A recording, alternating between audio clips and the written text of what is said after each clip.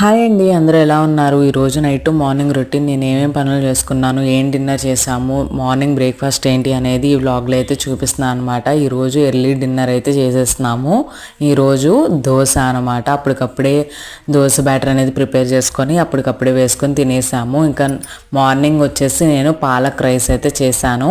Recipe ఎవరికైనా కావాలంటే కింద కామెంట్ సెక్షన్లో అయితే అడగండి, నేనైతే షేర్ చేస్తాను. జస్ట్ చాలా సింపుల్గా, ఏ మసాలాలు లేకుండా చాలా సింపుల్గా చేసుకోవచ్చు అండి. హెల్త్కి కూడా చాలా మంచిది, పిల్లలు పెద్దలకు కూడా చాలా మంచిది అనమాట.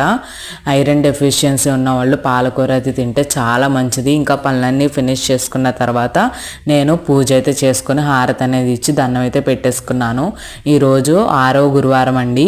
నేను 11 వారాలు మొక్కుకున్నాను, ఇది 6వ వారం అనమాట.